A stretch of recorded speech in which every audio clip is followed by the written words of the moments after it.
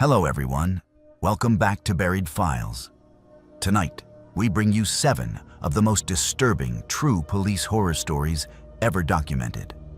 Stories that will make you question everything you thought you knew about law enforcement and the inexplicable darkness that sometimes seeps into our institutions.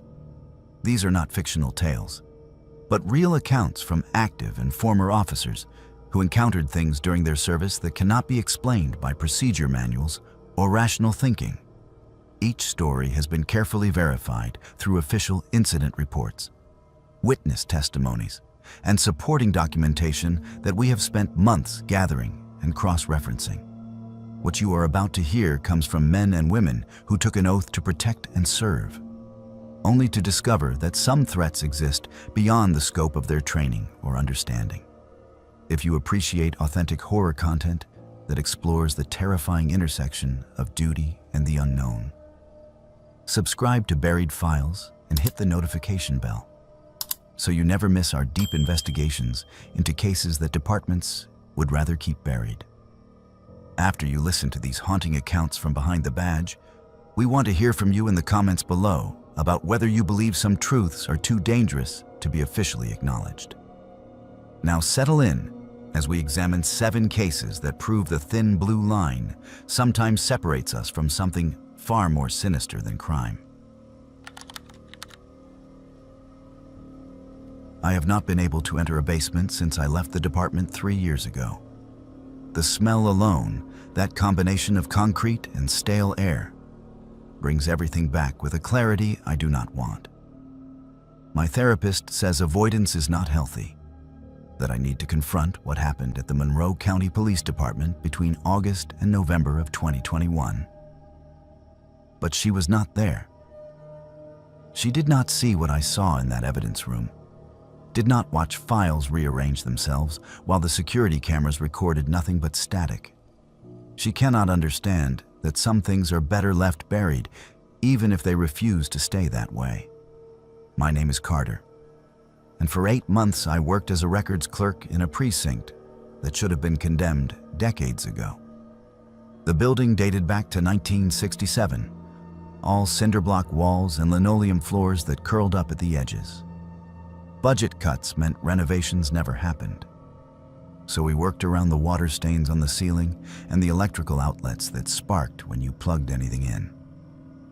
The evidence room sat in the basement, accessible only by a concrete stairwell that always felt 10 degrees colder than the rest of the building.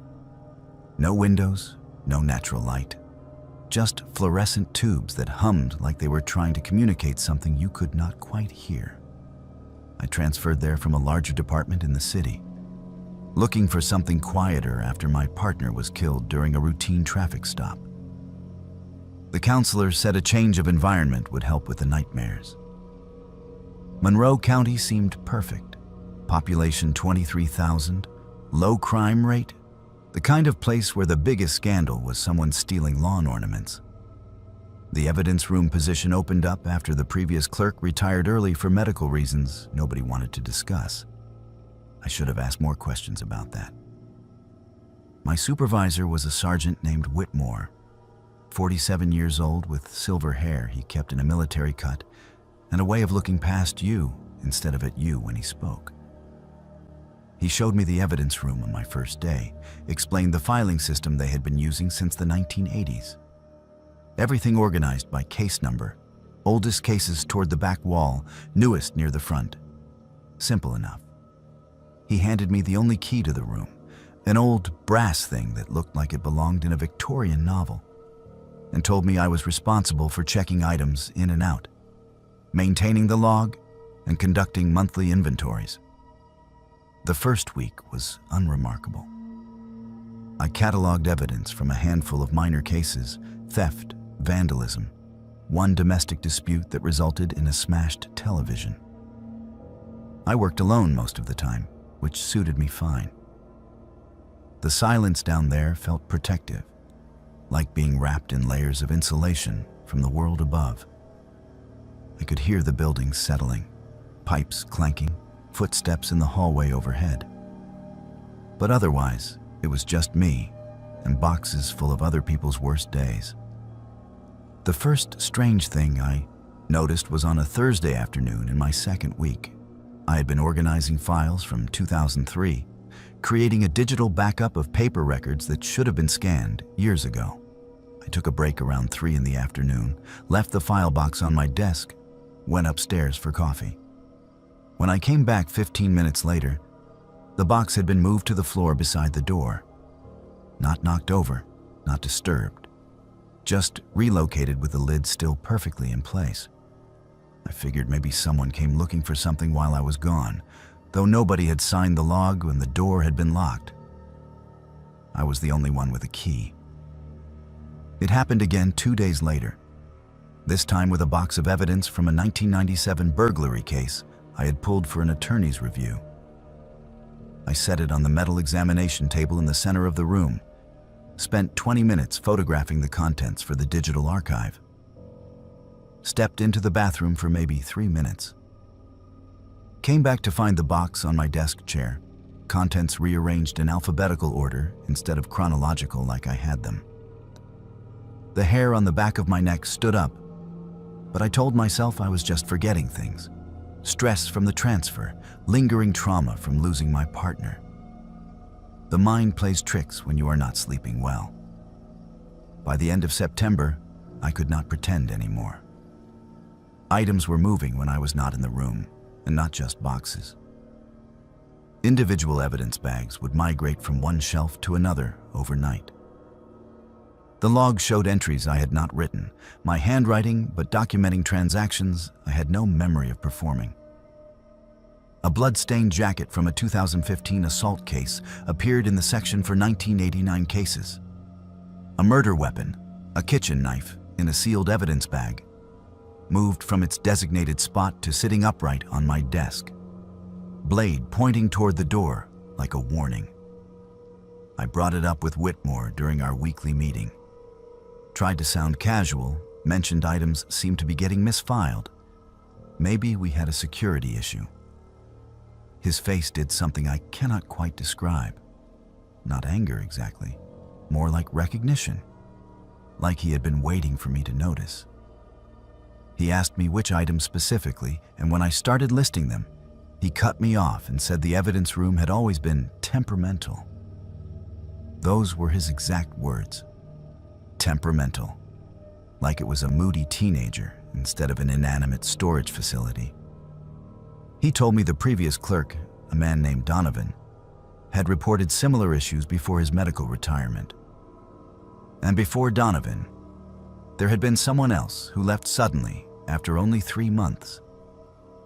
Whitmore said the building was old, foundation settling, temperature fluctuations causing boxes to shift.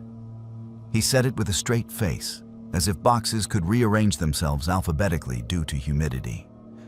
I started keeping my own log, separate from the official one. Documented every anomaly with timestamps and photographs. On October 3rd, I arrived at 7 in the morning to find every single box from 2012 stacked in a pyramid in the center of the room. Each one opened with contents spread around the base like offerings at an altar. The security camera footage showed nothing, just 8 hours of an empty room, even though I could see in the recording that the lights were on when they should have been off. I saved the footage to a thumb drive and hid it in my car. That afternoon, I started researching the building's history. The precinct was built on the site of an old county jail that burned down in 1952, killing 6 inmates and 2 guards.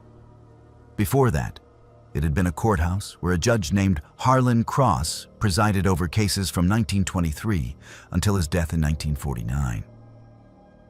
I found his obituary in the county archives. It mentioned his meticulous record-keeping, how he personally maintained files on every case that came through his court, storing them in the courthouse basement where he would spend hours organizing and reorganizing them. Colleagues said he claimed the files spoke to him, told him when justice had been served and when it had not. I found something else too. Between 1952 and 1967, the vacant lot where they eventually built the precinct was used as temporary evidence storage for the county. Cases that were closed but not yet archived. physical evidence that needed to be held for appeals or retrials. Hundreds of boxes sitting in a metal shed on that exact spot, the same ground where my evidence room now stood. And during those 15 years, 4 different evidence custodians reported breakdowns, hallucinations, one of them walking into traffic claiming files were chasing him. I stopped going down there alone. Started propping the door open so I could hear if anyone was coming down the stairs. But the things I was seeing were not being caused by people. On October 19th, I watched a case file from 1987 slide off a shelf by itself, fall to the floor, and open to a specific page. A missing persons case. A woman named Rebecca Marsh, who disappeared after leaving work one night, never found. Case went cold. I picked up the file and saw someone had written in fresh ink at the bottom of the last page. Check 2019 traffic fatality. Victim Marsh, Rebecca M. Same handwriting as the rest of the file, same pen, but the ink was wet. I checked. We had a 2019 traffic fatality. Woman in her 50s hit by a drunk driver. Rebecca M. Marsh. She had been living 3 counties over under her middle name after fleeing an abusive husband in 1987. The file had solved itself. I brought this to Whitmore with my hands shaking. Showed him the notation, the wet ink, the connection between cases 32 years apart. He took the file, read it carefully, and then locked it in his desk drawer. Told me not to mention this to anyone, that it would complicate both cases unnecessarily. When I pressed him, asked him what was happening down there, he finally told me the truth. The evidence room did not just store physical objects. It stored something else, something that had been there since before the precinct was built. Maybe since Judge Cross had been filing his cases in that courthouse basement a century ago. Whatever it was, it wanted cases solved. It wanted justice, even if that meant reaching across decades to connect dots that living people could not see. Whitmore said, as long as I did my job and let the room do what it needed to do, I would be fine. Previous clerks who fought it, who tried to rationalize it or expose it, they were the ones who broke down. The ones who accepted it, who worked with it, they lasted longer. He had been there 30 years and learned to just document what the room showed him, close the cases it wanted closed, and not ask questions about methodology. I wish I could say I walked out that day and never came back. But I needed the job, needed the insurance for therapy, needed the structure to keep myself from falling apart completely after everything that happened in the city. So I went back down to that basement and tried to make peace with working alongside something I could not name or understand. November brought the case files that appeared before the crimes happened. I would find folders dated a week in the future, containing evidence that did not exist yet. A breaking and entering scheduled for November 8th appeared in my filing cabinet on November 1st, complete with photographs of the crime scene, witness statements, even the suspect's confession.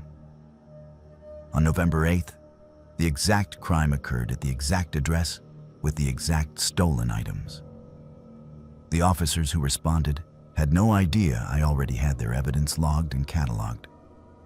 I tried to warn them before it happened, called in an anonymous tip about suspicious activity at that address. They checked it out, found nothing, and the burglary happened anyway, exactly as documented in the file that should not have existed. That was when I found the file with my name on it. November 23rd, evidence intake, case number pending, victim name Carter J. surname redacted. Contents listed as personal effects, vehicle keys, cell phone, wallet. Cause of death listed as blunt force trauma, occurred in evidence room during late shift. Suspect unknown. I stared at that file for 20 minutes, hands numb, trying to understand what I was reading. The date was 5 days away. The evidence room was telling me I was going to die down there, and it was already cataloging what I would leave behind. I called in sick the next 3 days. Stayed home with my doors locked, trying to figure out what to do. Report it to who? Whitmore already knew the room was wrong. Going to the chief would mean explaining things that made me sound insane. On November 22nd, Whitmore called me directly, told me I needed to come in, that there was an issue with the evidence locker that only I could address. His voice sounded wrong, hollow, like he was reading from a script. I did not go in that night. I sat in my apartment watching the clock tick past midnight into November 23rd, waiting to see if I could outlast a prophecy written in a file that should not exist. At 3 in the morning, my phone rang. Whitmore again. He told me they found something in the evidence room, a body sealed in the wall behind the 1989 cases.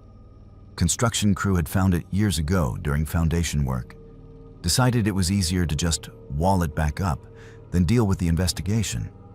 Judge Harlan Cross, missing since the courthouse fire in 1952.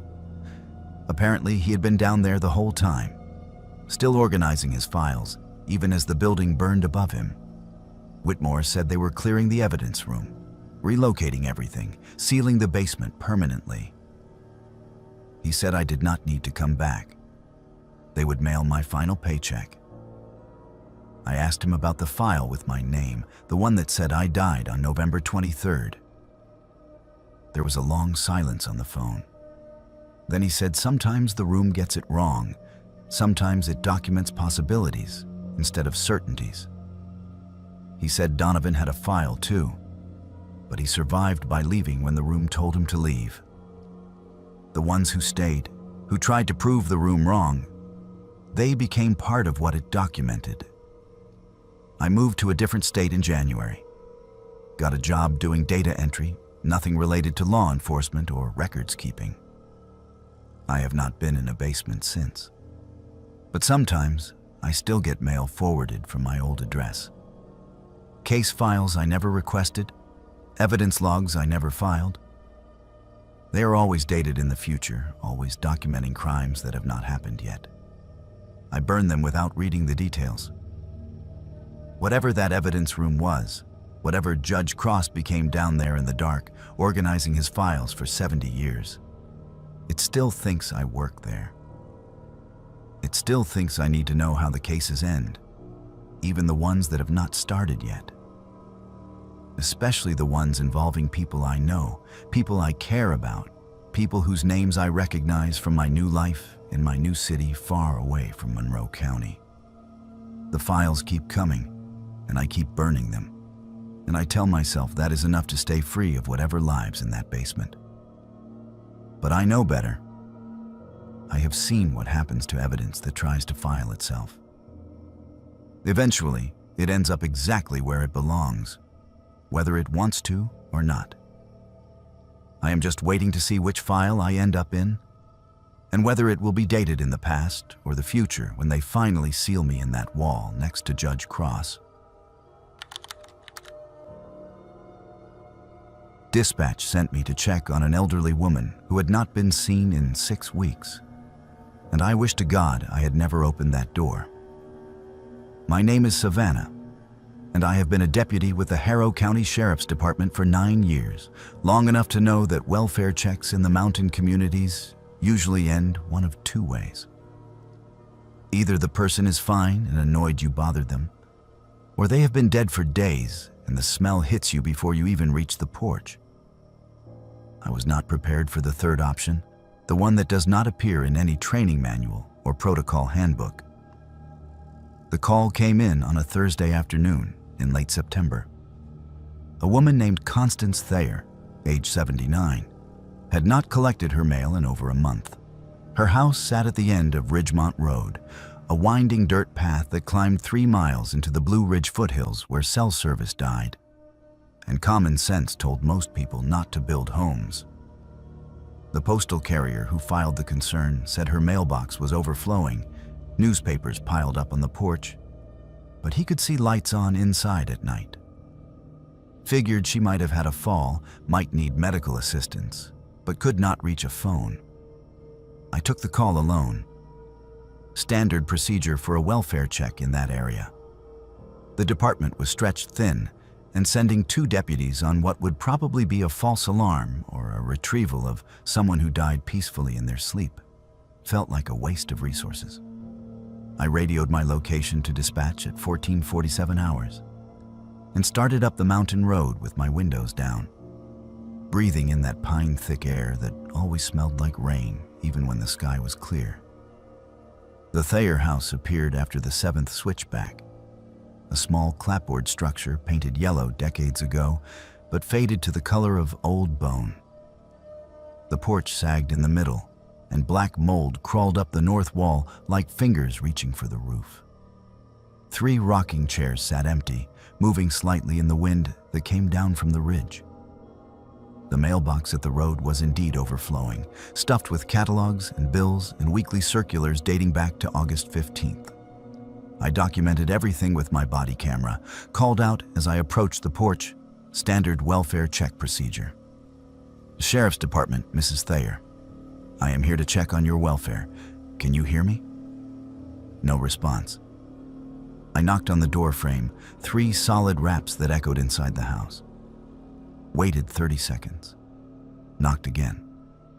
Through the window beside the door, I could see into a living room that looked like it belonged in a museum exhibit about Appalachian life circa 1960. Floral wallpaper, a wood-burning stove, photographs in oval frames covering every surface, and candles, dozens of them, burning on the mantel and the side tables and the windowsills. Fresh candles. Someone had lit them recently. The wax was not melted down to stubs. I tried the door and found it unlocked, which was common in these remote areas where people still believed isolation was better security than any deadbolt. The smell that greeted me was not decomposition like I expected. It was herbs, sage, and something sharper I could not identify, burning in clay bowls placed around the room in a pattern that looked deliberate. Protective, maybe, though I could not have said what it was meant to protect against. "Mrs. Thayer, this is Deputy Savannah with the Sheriff's Department. I am coming inside to check on you." The kitchen looked recently used. Fresh bread on the counter, still soft when I pressed it. A kettle on the stove that was warm to the touch. Dishes in the sink with water that had not evaporated yet. Someone had been here within the last few hours, but the house had that hollow feeling that comes from being truly empty, when even the air knows nobody is breathing it. I found her upstairs in the back bedroom. Constance Thayer sat in a wooden chair facing the window that overlooked the ridge.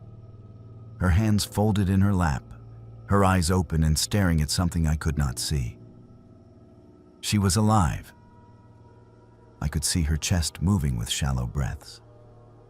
But she did not respond when I spoke to her, did not turn her head when I moved into her line of sight, did not blink when I waved my hand in front of her face.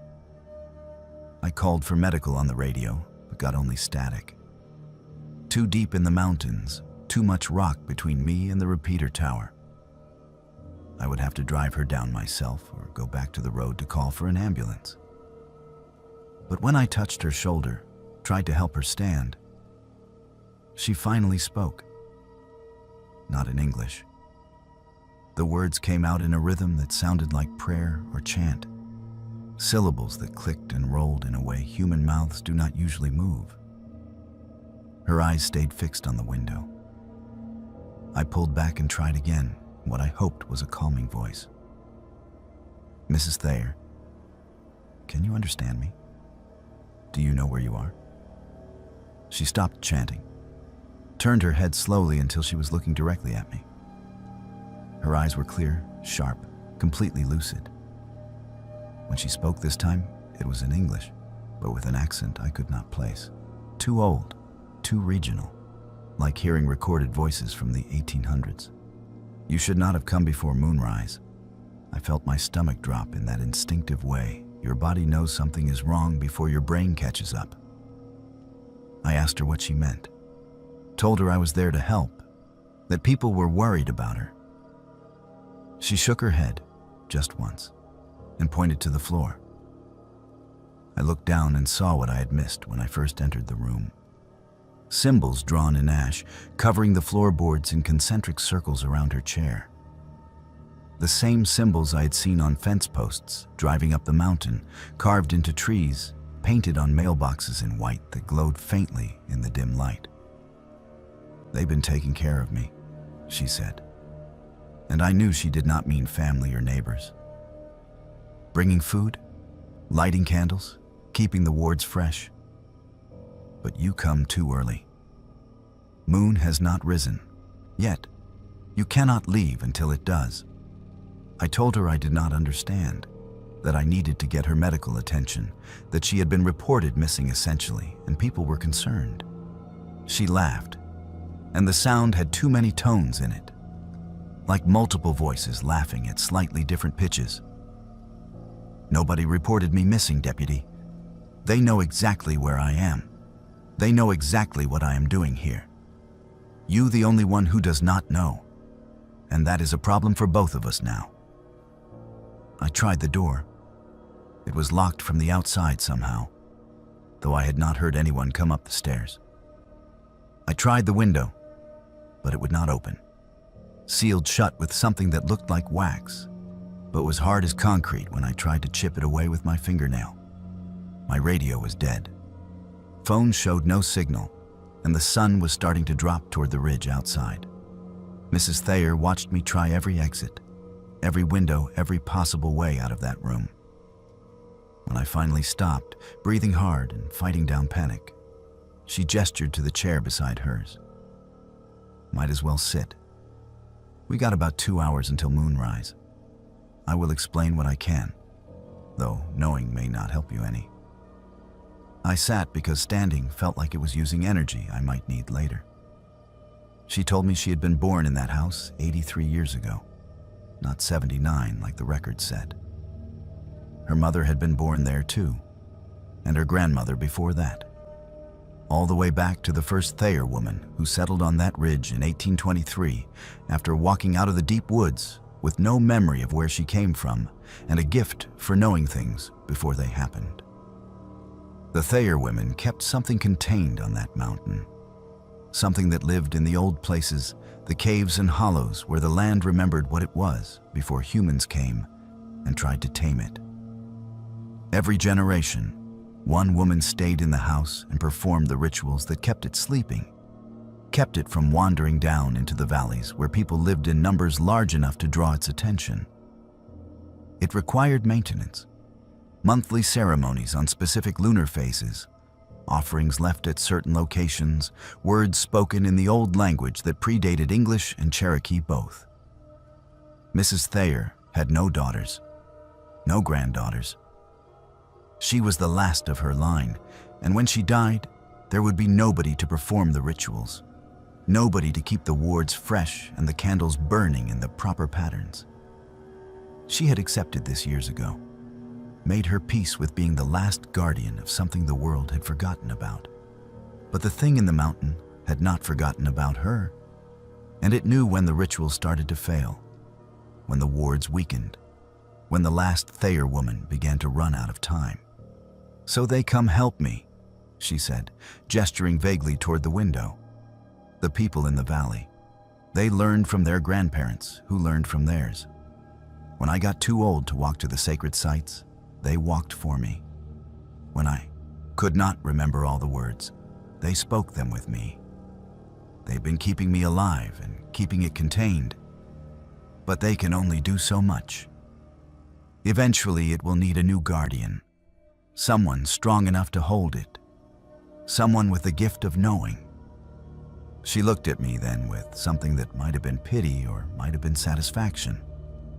I asked her what that had to do with me, why I could not leave until moonrise. She pointed to my hands. I looked down and saw symbols drawn on my palms in ash, appearing as I watched, forming themselves from nothing. "It has been calling you for years, Deputy Savannah. Every time you drove past this mountain, every time you felt eyes on you in the woods, every time you knew something bad was going to happen before it did and could not explain how you knew.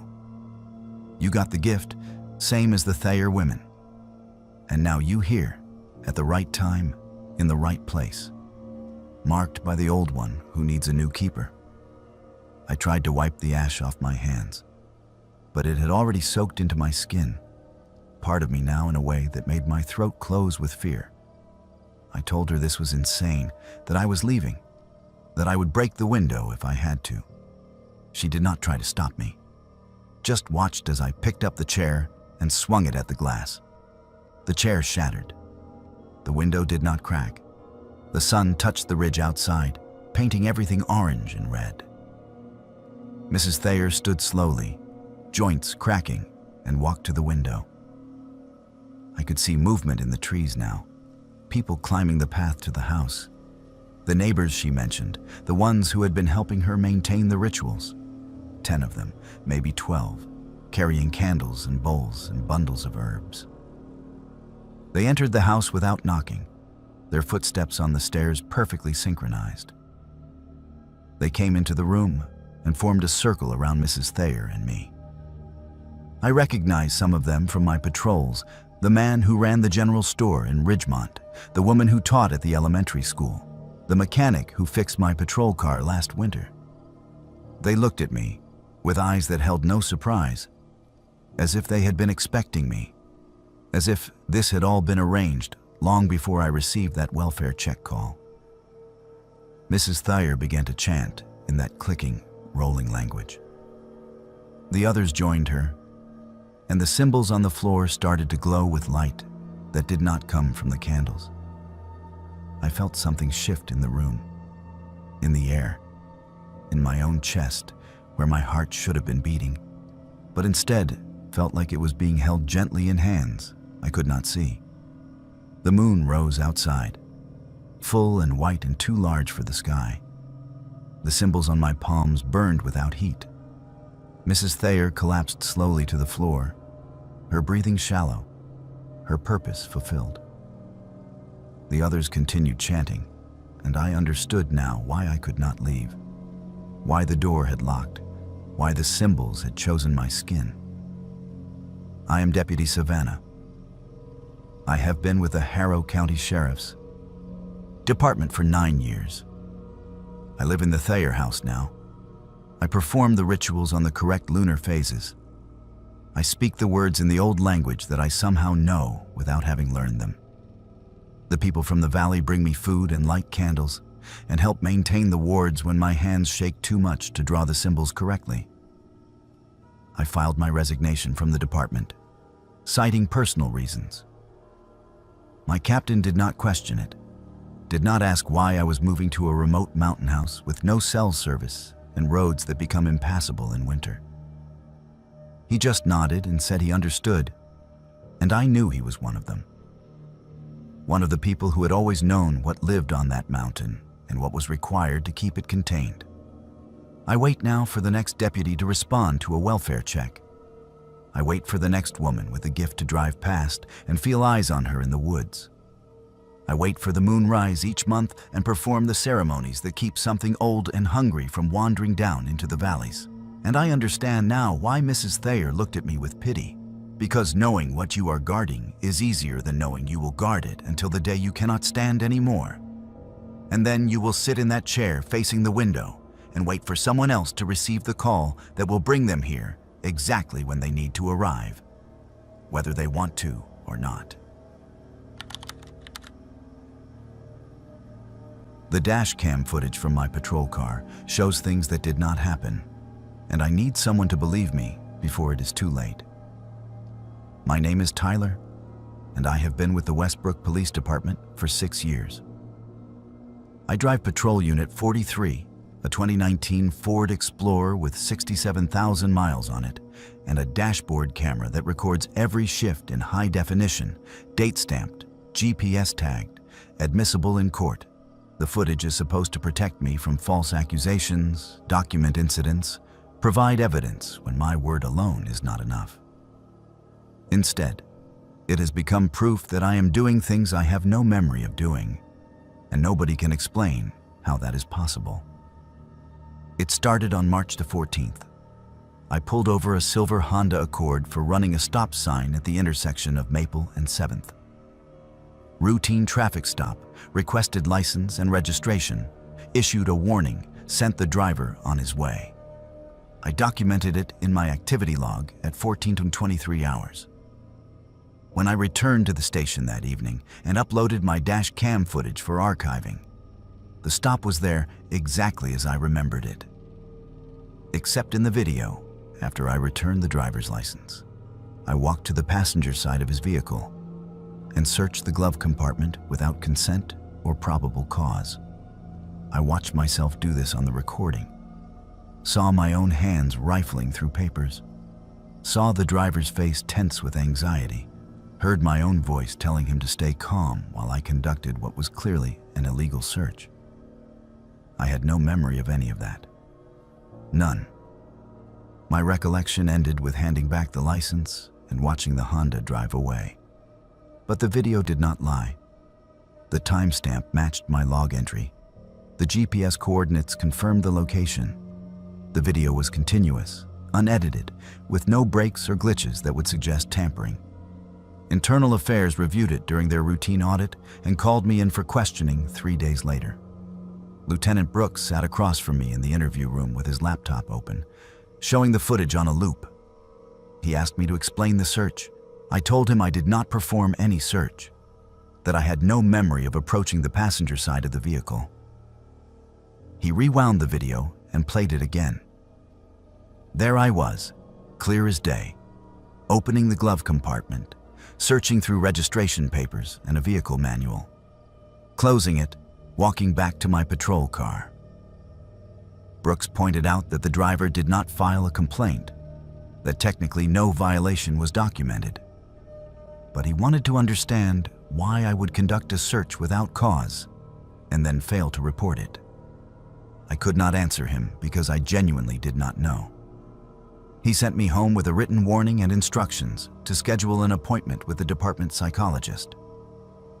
Possible stress, he said. Possible dissociative episodes. Possible early signs of neurological issues that needed evaluation before I could return to active duty. I went home and watched the video 50 more times on my personal laptop after requesting a copy of the file. Every detail was exactly as I remembered right up until the moment I walked to the passenger side. Then, it was like watching a stranger wearing my uniform, moving with my gait, using my voice. The person in that video knew what he was doing, moved with purpose and confidence. But it was not me. I was certain of that, even though the evidence said otherwise. The second incident happened 4 days later during my first shift back after the psychological evaluation that found nothing wrong with me.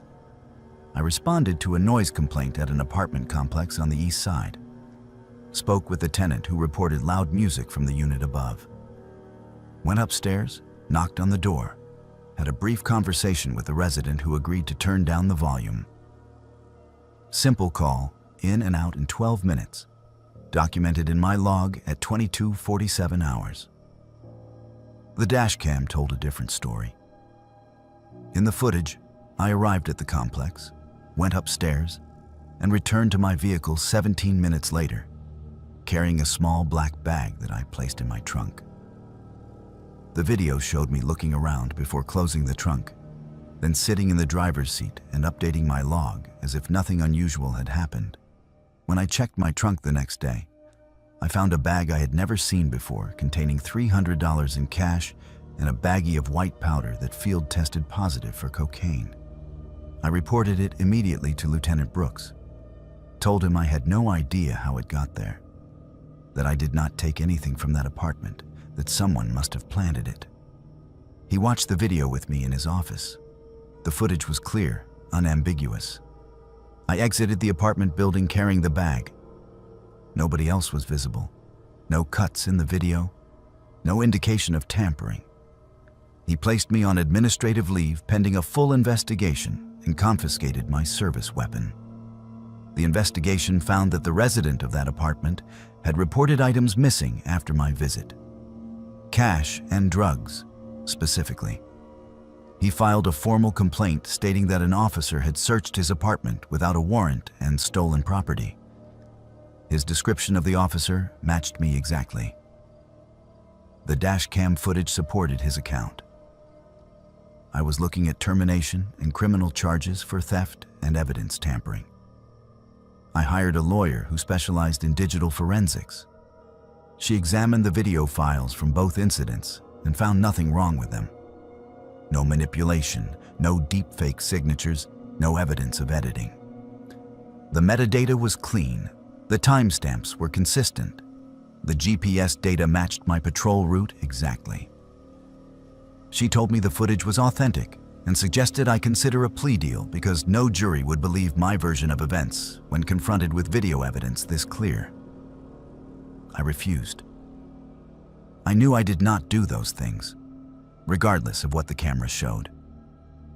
I started researching similar cases, spent hours searching through forums and databases for other officers who reported discrepancies between their memories and their dash cam footage.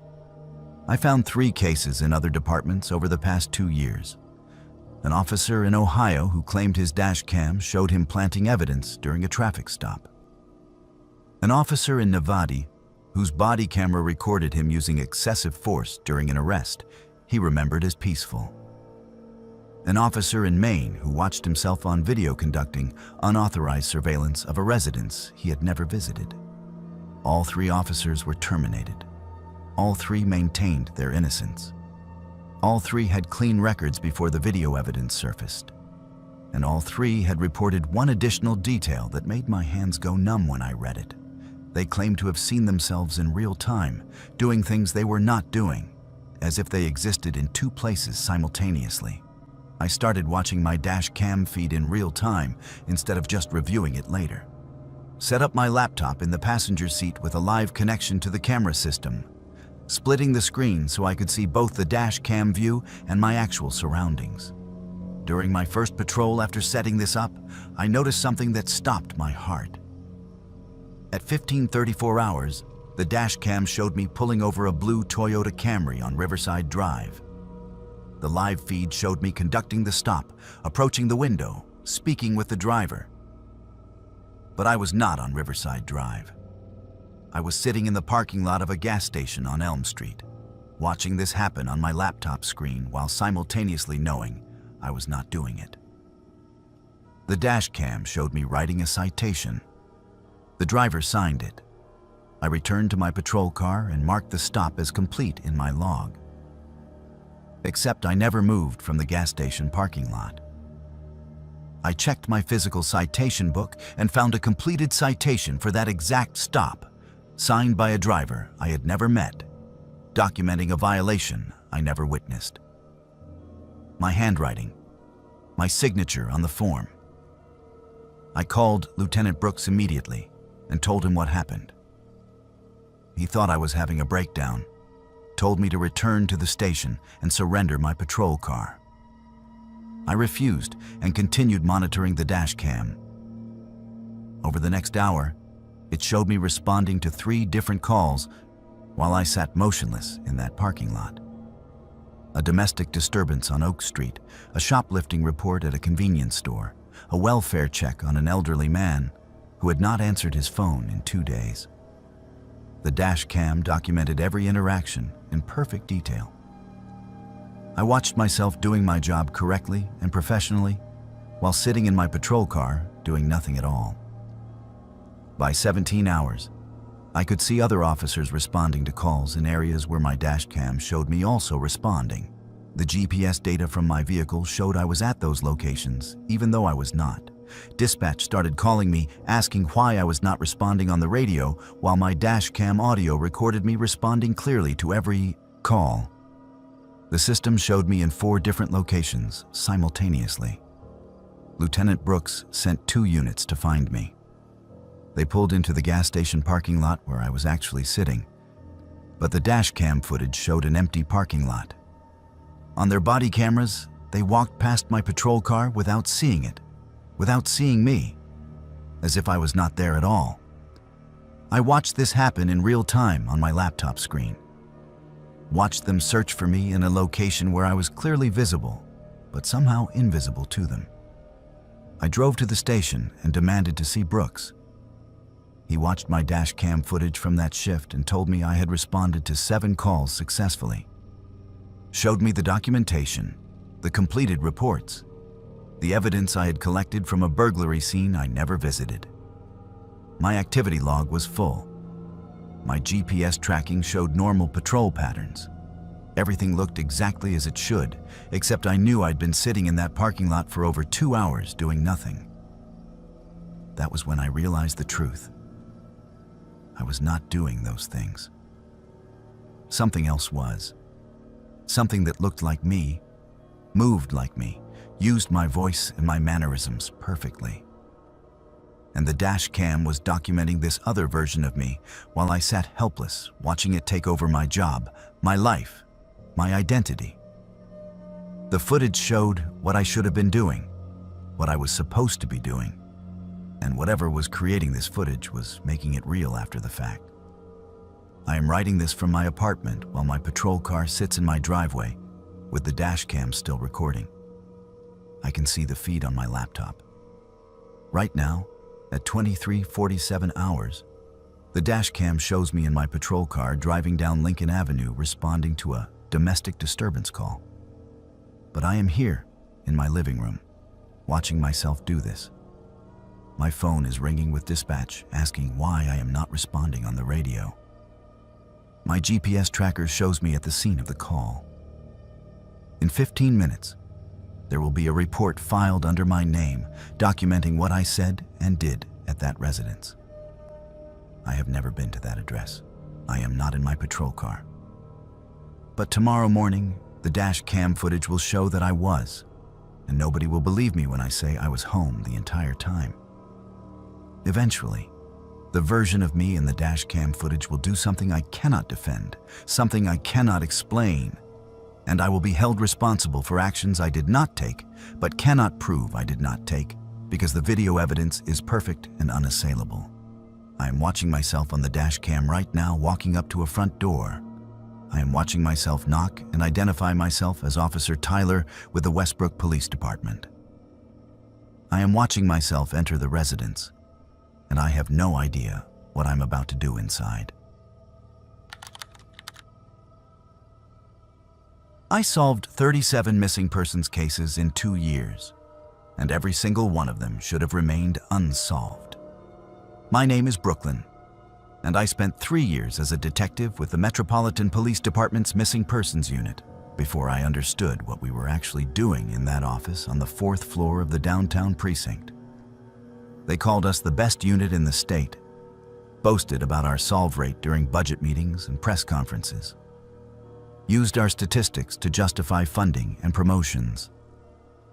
Nobody asked how we managed to close cases that other departments could not crack, cases that had gone cold years before we even opened the files. Nobody wanted to know the answer because the numbers looked good and the families got closure and the department got accolades. I know now that ignorance was a choice we all made, and I am paying for that choice every single day.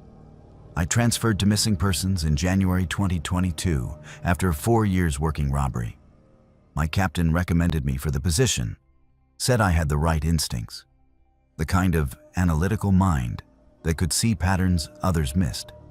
The unit consisted of 6 detectives, all senior officers with decades of experience. Detective Blake ran the unit, 53 years old with gray hair and reading glasses he wore on a chain around his neck. He welcomed me on my first day with a firm handshake and a folder containing my first case. A 17-year-old girl named Michelle Harper, who disappeared from a shopping mall 3 weeks earlier. I spent 2 days reviewing the file, conducting interviews, following up on leads that had gone nowhere. Standard investigation work that felt familiar despite the new specialty. On my 3rd day, Blake called me into his office and asked how the case was progressing. I told him honestly that I had nothing new, that every lead had dead-ended, that without additional evidence or witnesses, I was looking at a cold case. He nodded and pulled out another file from his desk drawer. This one thicker, older, with a different case number, but the same girl's photograph clipped to the front. He explained that we kept two sets of files in missing persons: the official files that matched what was logged in the system, and the research files that contained information we gathered before cases were officially opened. I did not understand what he meant until he opened the research file, and I saw surveillance photographs dated 2 months before Michelle Harper was reported missing. Photos of her leaving her house, walking to school, meeting friends at the mall. Detailed logs of her movements, her routine, her relationships. Information that should not have existed unless someone had been watching her before she disappeared. Blake saw my expression and closed the file. He told me to take a walk with him, led me to the evidence room where he unlocked a cabinet that was not listed in any inventory. Inside were dozens of research files, each one containing pre-investigation surveillance on people who were not yet reported missing. Some of the files dated back 5 years. Some contained photographs taken the week before. All of them documented vulnerable people, individuals with troubled home lives, addiction issues, mental health problems, people whose disappearances would be investigated but might never be solved without extraordinary effort. He explained the system to me in a voice that sounded rehearsed, like he had given this speech before to other new detectives. The unit identified potential missing persons cases before they happened by monitoring high-risk individuals. When someone from our watch list disappeared, we already had weeks or months of investigative groundwork completed. We knew their patterns, their associates, their last known locations. We could close cases in days that would take other units months or years because we had a head start that nobody else knew about. I asked him how this was legal, how we justified surveillance without warrants or probable cause. He told me it was not about legality, it was about results. The families did not care how we found their missing loved ones. They only cared that we found them. The department did not care about our methods as long as our statistics looked good. And the people we watched never knew they were being watched, so they could not complain about violations of privacy that occurred before they were even victims. I should have walked out. Should have reported what I learned to internal affairs or the district attorney or anyone who would listen. But Blake showed me the solve rate statistics, showed me the families we had reunited, the closure we had provided to parents and spouses and children who thought their loved ones were gone forever. He told me I could be part of something that actually helped people, or I could be another detective who filed reports and closed cases as unsolved and moved on to the next file without making a difference. I stayed. I told myself the surveillance was borderline ethical if it led to solving real cases, saving real lives. I took the research file on Michelle Harper and used it to trace her last movements, identified the man she'd been communicating with online, located her 3 states away, living with him voluntarily. I closed the case in 4 days. My captain praised my work. Michelle's family thanked me with tears in their eyes. And Blake added another file to my desk, this one containing surveillance on a 42-year-old man with schizophrenia who had stopped taking his medication. Over the next 18 months, I closed case after case using research files that should not have existed. I found missing children, located runaway teenagers, tracked down adults who had vanished without explanation. My solve rate was exceptional. I received commendations and a promotion to senior detective. But I started noticing things that did not make sense. Inconsistencies in the research files that suggested we were not just watching people who might go missing. We were watching people who would go missing, as if the disappearances were guaranteed events we were waiting to document. I found a research file on a woman who disappeared in March 2023.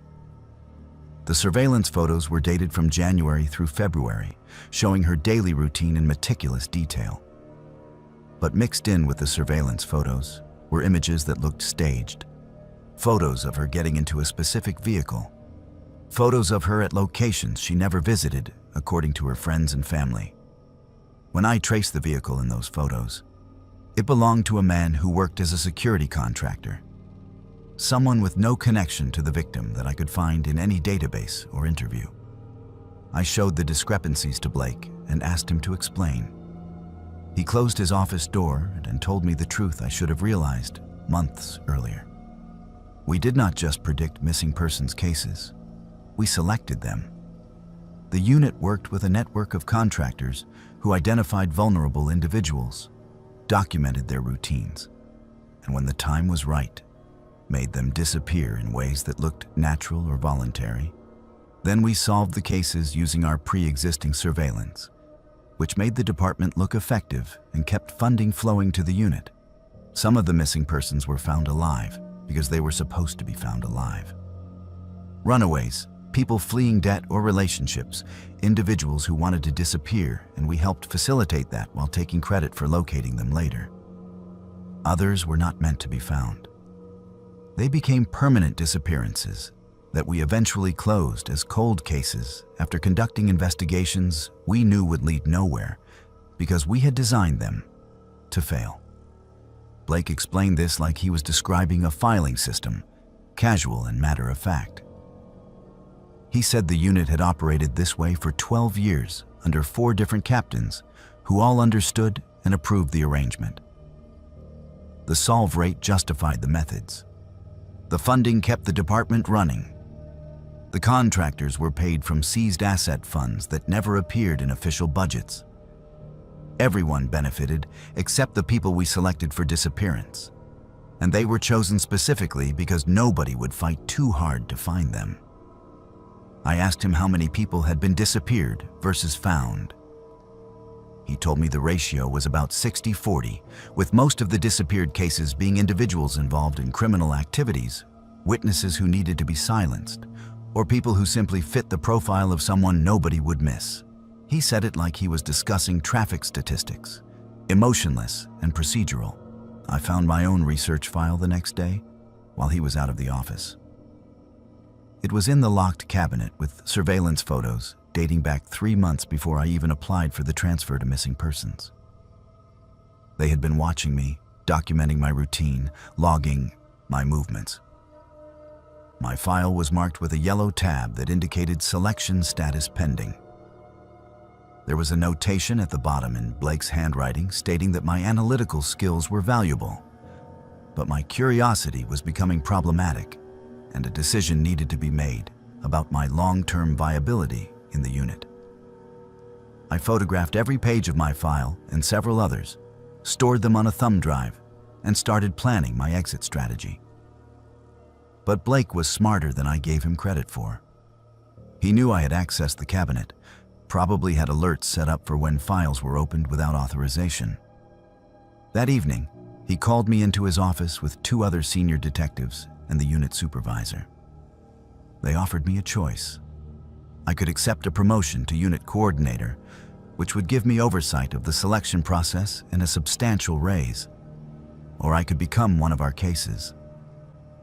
They showed me a research file already prepared, surveillance photos of my apartment, my gym, my regular coffee shop. They had documented everything they needed to make me disappear in a way that would look like I had chosen to leave.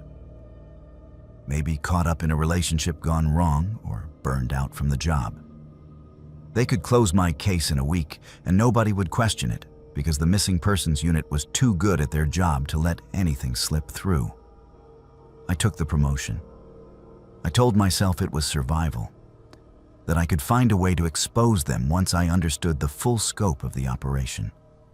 But the truth is, I was afraid and I was complicit, and I did not know who to trust in a department that had allowed this to continue for over a decade.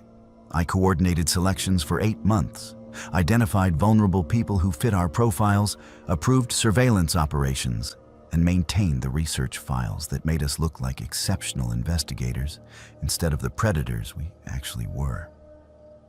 I left the department last year with a commendation and a pension. I told everyone I was moving to be closer to family. I live in a different state now, under a name I changed legally through a lawyer who did not ask questions. But I still monitor missing persons reports from my old jurisdiction, still recognize faces from the research files I helped create, still know which cases will be solved quickly and which ones will never close because we designed them that way.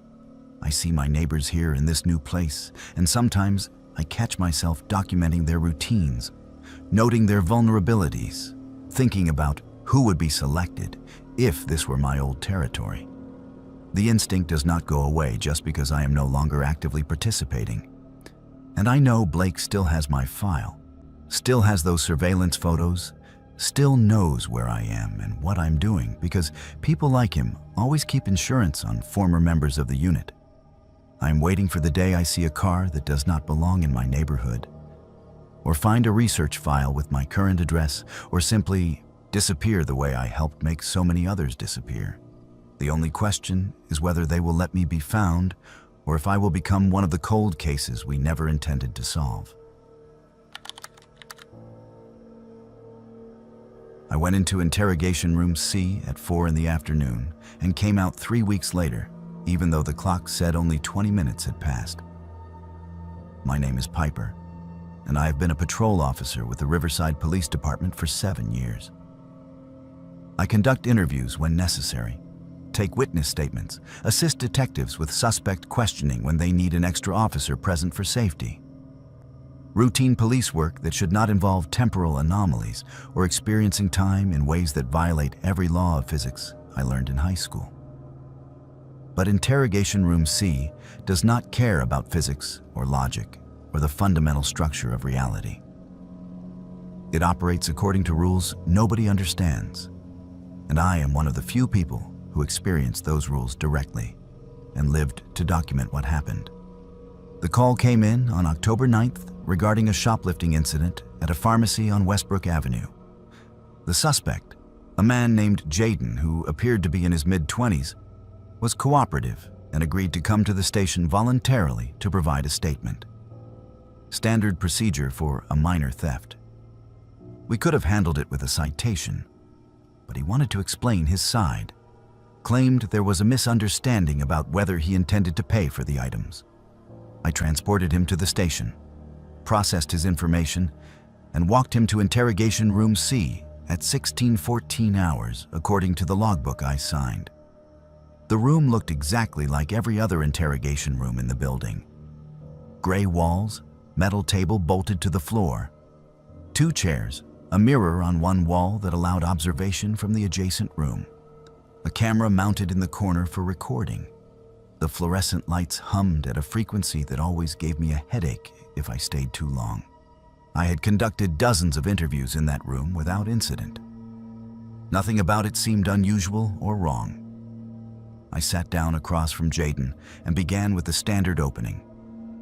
Advised him he was not under arrest, that he was free to leave at any time, that anything he said could be used in court if charges were filed.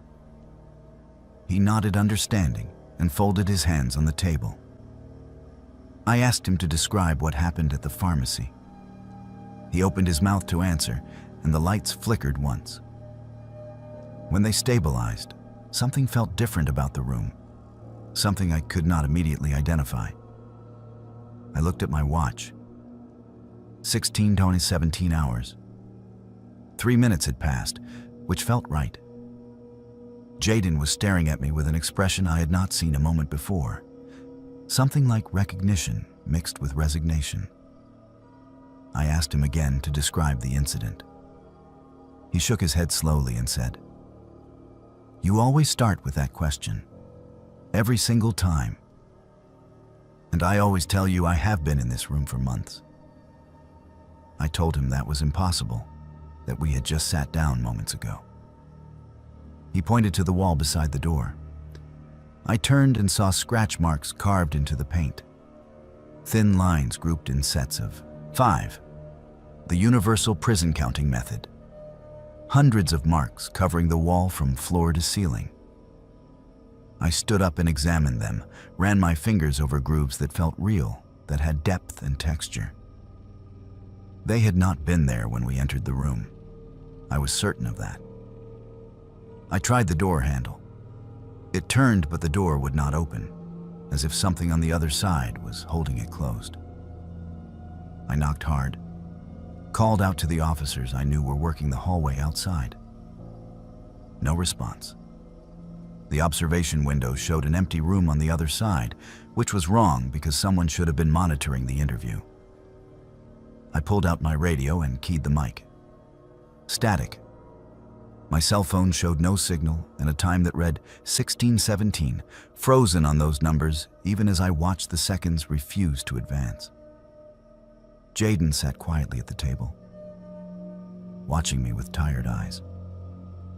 When I turned back to him, he gestured at the chair and said I might as well sit because there was nothing I could do to leave until the room decided to release me. His voice sounded older than it should have, worn down by something I did not yet understand. I demanded to know what he meant. He told me he had been brought to Interrogation Room C 4 months ago for questioning about a different shoplifting incident. The officer who interviewed him asked the same opening questions, advised him of his rights, requested a statement. Then the lights flickered and everything changed. The officer did not remember entering the room, started the interview over from the beginning. When the officer tried to leave, the door would not open. They spent what felt like weeks in that room together before the officer eventually disappeared during one of the interview resets, and Jaden found himself alone. He said other officers had come and gone since then, each one experiencing the same cycle. They would enter, conduct an interview, the lights would flicker, and time would reset for them, but not for him. He watched them repeat the same questions, give the same advisements, exhibit the same confusion when they realized the room was not functioning normally. Some stayed for hours before vanishing during a reset. Others stayed for days. He had been keeping count of the resets by carving marks on the wall, estimating that each mark represented roughly 1 day of subjective time experienced in the room. I looked at the camera in the corner. The red recording light was on, but the lens was pointed at an angle that should have been impossible given how it was mounted. I could see my own reflection in the camera lens, except the reflection showed me sitting at the table weeks from now, my uniform disheveled, my face exhausted. I looked away quickly and felt my stomach turn over. The clock on the wall read 16:17. My watch read 16:17, but I could feel time passing in a way that did not match those frozen numbers. My heart beat 60 times per minute, my breathing followed normal patterns, but the externals, markers of time, refused to advance. Jaden said this was how it always started. The realization that you were trapped in a moment that was stretching infinitely without ever moving forward. I asked him what happened to the other officers who had been in the room. He said they disappeared when the interviews reset, but he had started finding evidence that they were still there somewhere. Personal items appearing on the table that had not been there before. Voices coming through the walls, speaking in conversations he could not quite hear. Shadows under the door that moved when nobody should have been in the hallway. He believed the room was experiencing every interrogation that had ever occurred in it simultaneously. That all the questions and answers and confessions and lies were happening at once in a space that existed outside normal time. Sometimes he could hear fragments of other interviews overlapping with ours. Suspects from different cases answering questions asked by officers he never saw. He said if I listened carefully, I would hear it too. I listened. At first, there was only the hum of the fluorescent lights and our breathing. Then I started to hear voices, faint and distant, echoing through the walls like they were traveling from very far away. A detective questioning a murder suspect. A sergeant interviewing a witness to an assault. A rookie officer taking a statement from someone who sounded terrified. All of them existing in the same space, separated by something thinner than walls, speaking over and across each other in a cacophony that should not have been possible. The lights flickered again. When they stabilized, I was sitting at the table across from Jaden, and I was advising him of his rights, asking him to describe what happened at the pharmacy. But I had already done this. I remembered doing this. I stopped mid-sentence and looked at my watch. 16:17, the same frozen time. But I felt like hours had passed since I first sat down. Jaden just nodded and said, "See, it resets. And each time it resets, you forget a little more. Eventually, you will not remember entering the room at all. You will just exist here in an eternal interview loop, asking the same questions forever while time accumulates around you." I stood up again and examined the wall more carefully. Among the scratch marks, I found names carved into the paint. Officer names I recognized from department rosters, some recent, some dating back years. People who had been reported as taking leave or transferring to other departments or simply quitting without explanation. They had all been in this room, and they had all left marks to prove they existed before the room erased them from everyone's memory. I carved my own name into the wall below the others, used my handcuff key to scrape the letters deep into the paint, marking that Officer Piper had been here, had been trapped in this place that operated outside normal time. If I was going to disappear like the others, I wanted proof that I existed, that I did not just quit or transfer or vanish without cause. The lights flickered. I was sitting at the table. Jaden was across from me. I started to advise him of his rights, but stopped when I saw my name carved into the wall, saw the fresh scratches that I had just made even though I did not remember making them. The clock read 16:17. My watch read 16:17. But I felt exhausted in a way that suggested days without sleep. This cycle repeated, over and over. Each reset I remembered less of the previous iterations, but the wall kept accumulating evidence. More names, more scratch marks, messages I wrote to myself documenting what was happening, warnings to trust the physical evidence even when memory failed. Jaden said he had watched me go through 47 resets, that I had been in the room for what he estimated was 3 weeks subjective time, even though the clocks never moved past 16:17. Then the door opened, just opened normally as if it had never been stuck.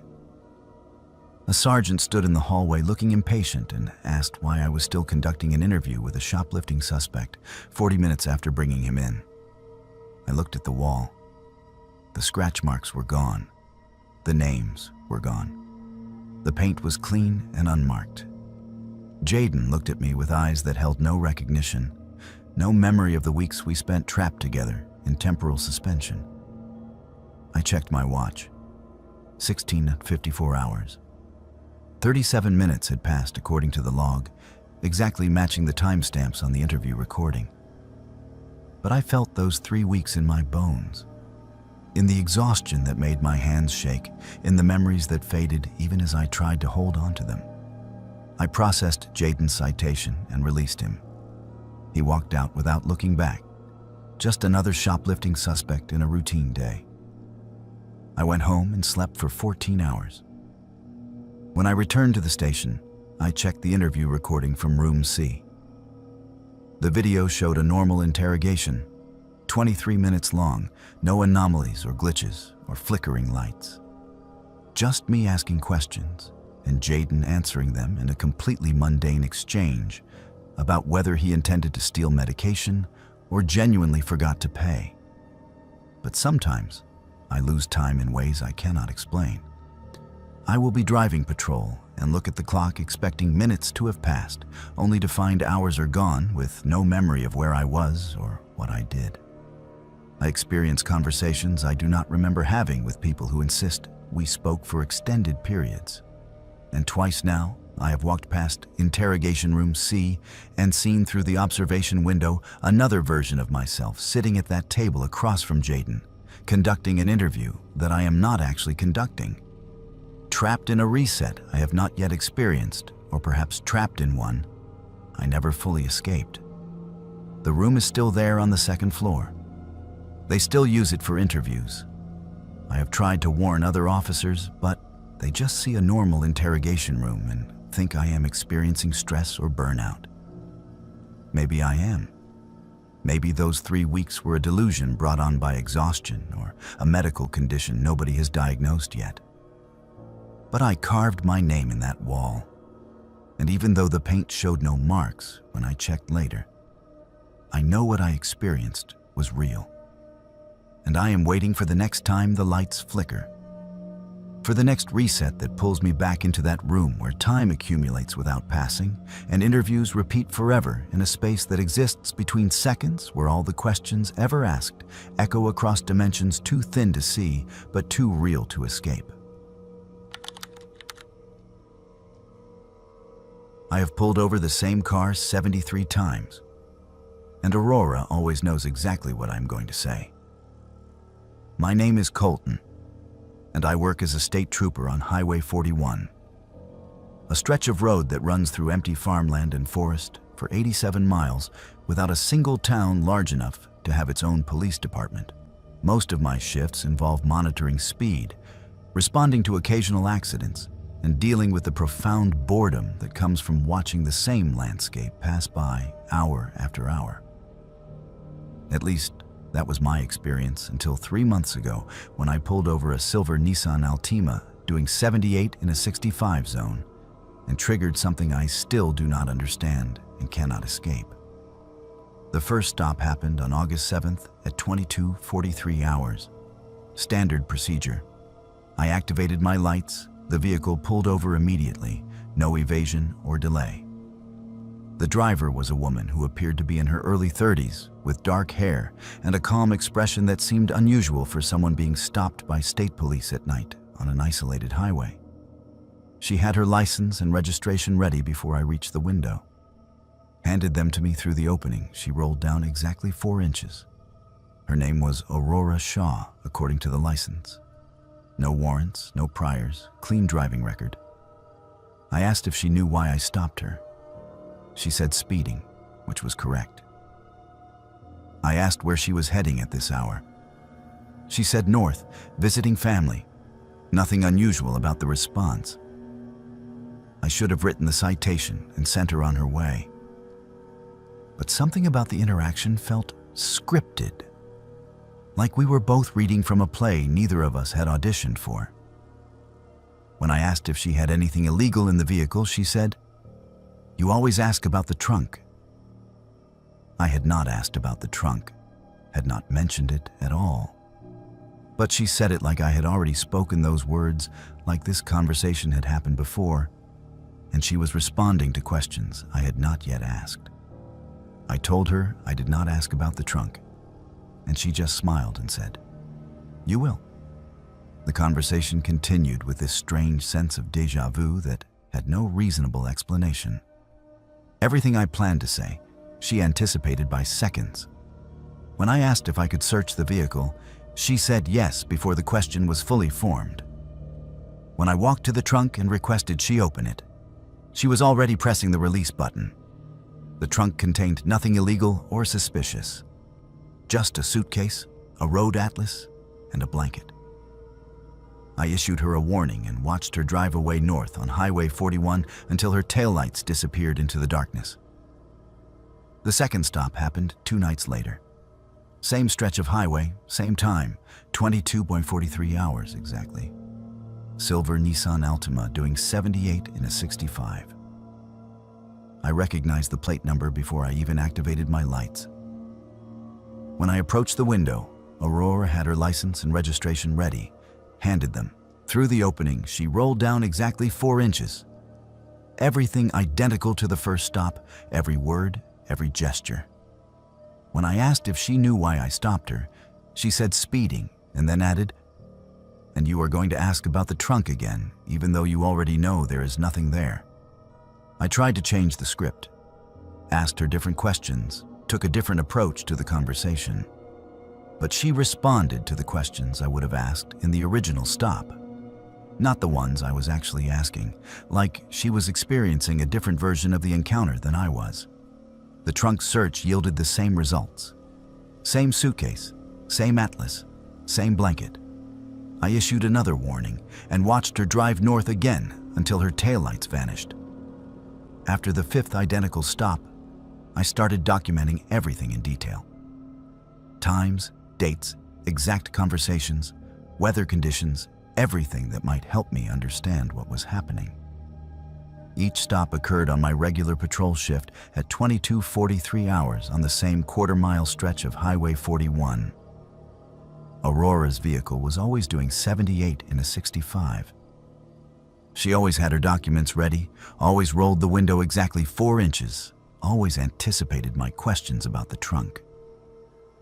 I tried not stopping her, watched her pass my position doing 78 and let her go without activating my lights.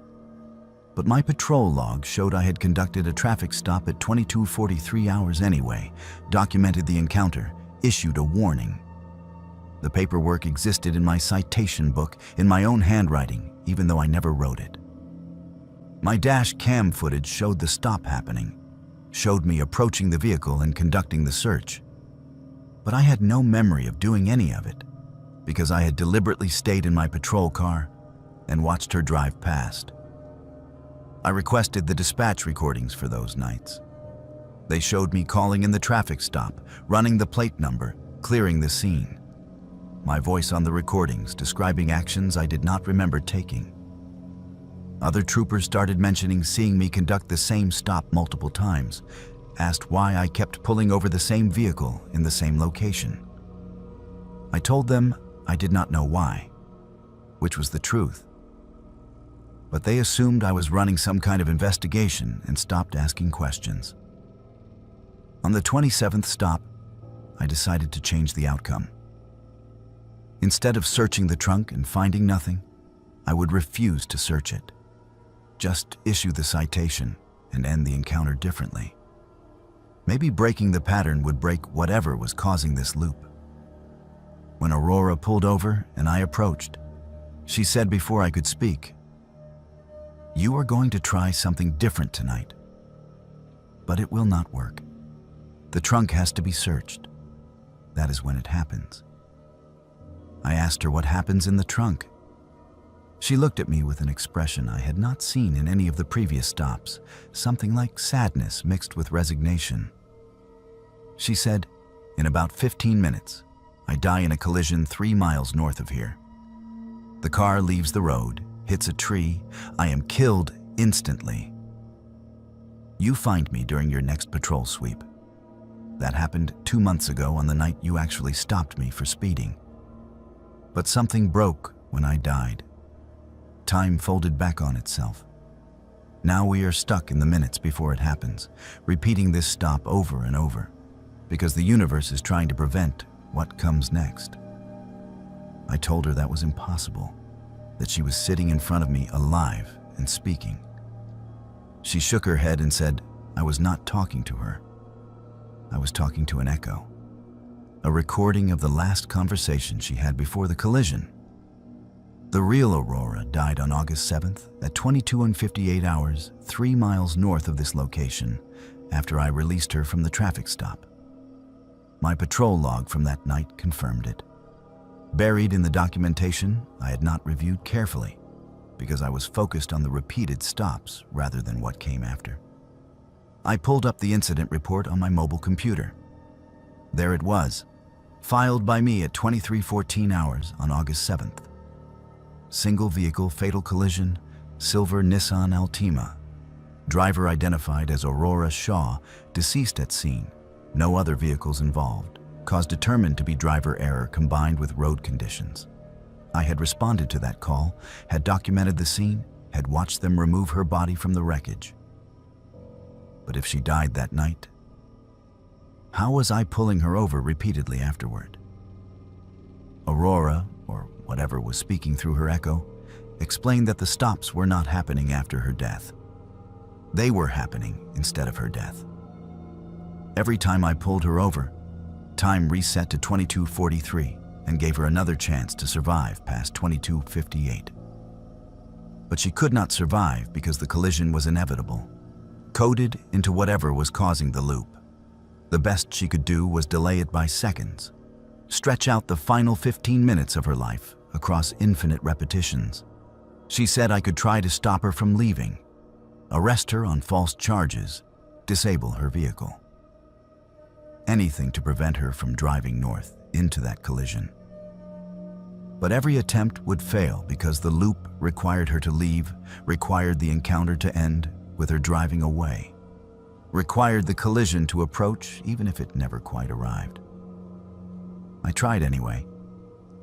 Told her I was detaining her for further investigation, called for backup, insisted she step out of the vehicle. She complied calmly, stood beside her car while I searched it more thoroughly. Found nothing because there was nothing to find. My backup never arrived, even though dispatch confirmed units were en route. After 30 minutes of stalling, Aurora simply got back in her car and drove away. My patrol log showed I had released her at 22:51, which was impossible because I had been detaining her until 23:13. But the documentation did not lie, and when I tried to follow her north, my vehicle would not start until 23:15, long after she should have reached the collision site. I drove to the location expecting to find wreckage. The road was empty. No skid marks, no broken tree, no evidence of any collision. I returned to my patrol route, confused and exhausted. The next shift, I pulled her over again at 22:43 hours. Same conversation, same trunk search, same inevitable drive north toward a death that kept approaching but never arriving. I am writing this during my 73rd identical traffic stop. Aurora is sitting in her vehicle waiting for me to complete the trunk search so she can drive north. She knows I will find nothing. She knows I will issue a warning. She knows she will drive away and die at 22:58, 3 miles from here. And she knows tomorrow I will pull her over again at 22:43, and we will repeat this encounter exactly as we have 72 times before. I asked her on the 50th stop if she wanted me to find a way to break the loop. She said no. The loop was better than the alternative. In the loop, she got to live those 15 minutes over and over, got to experience being alive, even if it was the same brief experience repeated infinitely. Breaking the loop meant accepting her death, letting time move forward past 22:58 into a future where she did not exist. She preferred the repetition. I think I understand now why I keep pulling her over even when I try not to. Some part of me knows what comes at 22:58, knows that if I do not conduct this stop, then time moves forward and I have to document her death again, have to notify her family again, have to process a fatal collision scene that I have already processed. The loop protects me too, keeps me in a moment where she is still alive and I am still just conducting a routine traffic stop. But sometimes I wonder if I am the one who died on August 7th. If maybe I had a heart attack or a collision of my own during my patrol. And this loop is my mind's way of avoiding the moment of death. Maybe Aurora is trying to tell me something I do not want to hear, trying to make me understand that we are both echoes repeating the last moments of our lives because moving forward means accepting what we cannot change. Maybe the trunk search is not about finding evidence. Maybe it is about checking to see if I am still real, if this interaction is still happening, if either of us can escape into a future that neither of us will reach. I am going to close the trunk now. She will drive north. And tomorrow at 22:43, I will pull her over again and search the trunk again and wonder if this is the night one of us finally understands how to stop. The station basement is not on any blueprints, and I know this because I checked every archive after I found what they keep down there. My name is Mackenzie, and I have been a sergeant with the Central District Police Department for 11 years. I earned my rank through solid police work, passed every promotion exam, maintained a clean record, and never questioned what happened in the parts of the station where patrol officers were not supposed to go.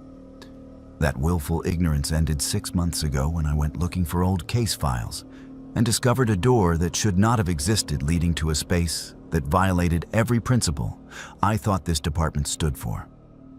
It started with a simple records request from a defense attorney looking for evidence from a 2011 assault case. The file was supposed to be in the basement storage area, where we kept closed cases older than 5 years. I had been down there dozens of times, knew the layout well enough to navigate without checking the directory board. Rows of metal shelving holding boxes organized by year and case number, adequate lighting, temperature control to preserve paper records, standard archival storage that every department maintains for legal compliance. I found the 2011 section and started searching for the case number. The box I needed should have been on the 3rd shelf, but that spot held a different case entirely. I checked the adjacent boxes thinking someone had misfiled it, then expanded my search to the entire 2011 section. Nothing. I was about to call the records clerk to ask if the box had been moved when I noticed the wall behind the shelving looked wrong. Not structurally wrong, just dimensionally inconsistent with how I remembered the room being laid out. I moved several boxes and discovered the shelving unit was mounted on wheels, designed to roll aside like the compact storage systems some departments use to maximize space. I pulled the unit away from the wall and found a door painted the same gray as the concrete, nearly invisible when the shelving was in place. No label, no signage, no indication of what was on the other side. The handle turned easily when I tried it, unlocked and apparently in regular use based on how smoothly it operated. The door opened onto a stairwell descending deeper into the building's foundation than should have been possible. The station was built in 1978 on a concrete slab with a single basement level for storage and mechanical systems. There was no sub-basement on any architectural plan I had ever seen. But the stairs went down at least another full story, ending at a hallway illuminated by motion sensor lights that clicked on as I descended. The hallway was clean, recently maintained, with painted concrete walls and a floor that showed regular foot traffic. 3 doors on the left side, all closed, all with numeric labels instead of descriptive signage. At the end of the hallway was a larger door with a small window reinforced with wire mesh. I approached the first door and listened. Nothing. Tried the handle. Locked. Moved to the second door with the same result. The third door was unlocked. I opened it slowly and found a small room containing a bed, a toilet, and a person. A man in his 40s sitting on the bed reading a paperback novel looked up at me with an expression of mild surprise, but not alarm. He asked if I was here to bring dinner or if this was another interview. I asked him who he was and why he was in a locked room in a basement that should not exist. He told me his name was Marcus Holloway and he had been a resident here for 7 months. I did not understand what he meant by resident. He explained very calmly that he had filed a complaint against 3 officers for excessive force during an arrest in March. Internal Affairs interviewed him once. Then 2 officers came to his apartment that night and offered him a choice. He could withdraw the complaint and forget what happened, or he could be relocated to protective custody for his own safety while the investigation continued. When he refused both options and said he was contacting a lawyer, they brought him here. I told him this was impossible, that police departments do not detain citizens without charges or due process. He laughed and said I should check the other rooms, talk to the other residents, learn how long this had been happening before I decided what was possible. I left his room and tried the door at the end of the hall. It was unlocked, opening into a larger space that contained 6 more beds, 4 of them occupied. The people in that room told me similar stories. Complaints filed against officers, witnesses to misconduct, activists who organized protests about department practices, a journalist who was investigating corruption. All of them offered the same choice, all of them choosing resistance, all of them ending up in this basement being fed and maintained, but effectively disappeared from society. No charges, no court appearances, no contact with the outside world. Some had been there for years. I backed out of the room trying to process what I was seeing and walked directly into Captain Reeves, my commanding officer and the man who recommended me for my sergeant promotion 2 years ago. He was not surprised to see me. He said my name in a tone that suggested he had been expecting this conversation eventually, then gestured back toward the stairwell and told me we needed to talk in his office. Upstairs, behind his closed office door, Reeves explained the system with the same matter-of-fact delivery someone might use to describe filing procedures. The basement facility had existed since 1983, created during a period when the department faced multiple lawsuits and oversight investigations. Command staff at the time decided certain problems needed to be removed from circulation until they resolved themselves or faded from public memory. They identified a handful of complainants whose absence would not trigger immediate searches, offered them protective custody or relocation assistance, and quietly moved them into the basement space. What started as a temporary solution for a few extreme cases became standard protocol for managing what Reeves called problematic witnesses. Anyone who posed a legitimate threat to officer careers or department reputation could be flagged for basement relocation. The system expanded over 40 years, rotating through different oversight as captains and chiefs changed, but the basic structure remained. Current capacity was 15 residents with plans to expand if necessary. Reeves told me this information while watching my reaction carefully, evaluating whether I was going to be cooperative or whether I was about to become a problem that required management. He explained that residents were kept comfortable, fed well, given reading material and limited recreation. Medical needs were addressed by a doctor who asked no questions. Nobody was tortured or abused. They were simply removed from circulation and maintained indefinitely. I asked him how this was different from kidnapping. He said the difference was legitimacy. The department had procedures, documentation, a chain of authorization for basement relocations. Everything was logged in secure files that could justify the detentions if anyone with proper authority ever asked to review them. The residents were classified as protective custody witnesses in ongoing internal investigations that never actually closed. Legally questionable, but defensible if framed correctly. He asked me what I planned to do with this information. I did not answer immediately because I was trying to understand the scope of what he was offering me. He filled the silence by opening a file on his desk with my name on it. Inside were performance reviews, commendation letters, and a promotion recommendation to lieutenant that had apparently been drafted but not yet submitted. He said I could sign the recommendation and join the small group of supervisors who knew about the basement and helped maintain operations. Or I could choose the alternative. The alternative was obvious. Residents who refused to cooperate or posed ongoing problems were eventually relocated to the basement themselves. Officers who discovered the facility and reacted poorly became residents. The system protected itself by absorbing threats rather than eliminating them. Reeves showed me 3 personnel files for officers who had worked at the station years ago and were now listed as resigned or transferred to other jurisdictions. All 3 were currently in the basement. One had been there for 6 years. I signed the promotion recommendation, told myself I was buying time to figure out how to expose this, how to contact federal authorities or media without getting flagged for basement relocation myself. But that was a lie I told myself to justify what I knew I was actually doing. I was survival and career advancement over principles that suddenly felt very abstract when confronted with the reality of becoming a permanent basement resident. I have been a lieutenant for 5 months now. I coordinate the rotation of officers who deliver meals and supervise the basement facility.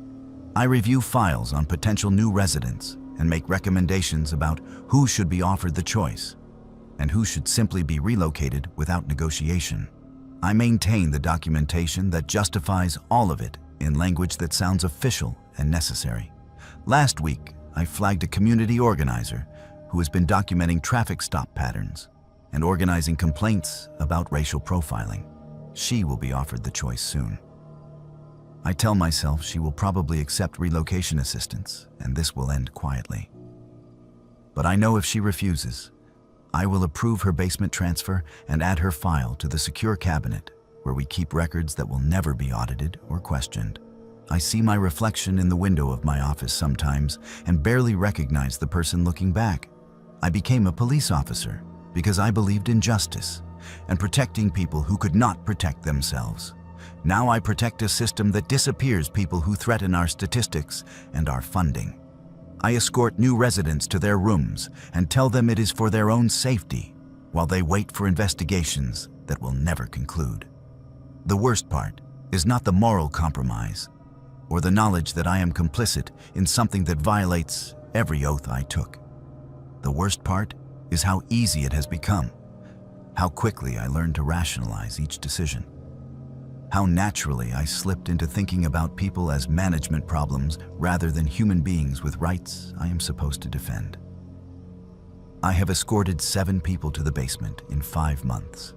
I remember their names, but I do not think about their faces anymore, because thinking about them makes it harder to do my job. I will probably retire from this department in 15 years with full pension and commendations for exemplary service. Nobody will ever know about the basement facility because everyone who discovers it either joins us or becomes a resident. The system is perfect in its self-protection. And I am part of that system now, willingly, because when given the choice between standing up for what was right and protecting myself, I chose exactly what most people choose when the consequences become real instead of theoretical. I chose survival and told myself there was no other option, even though I know that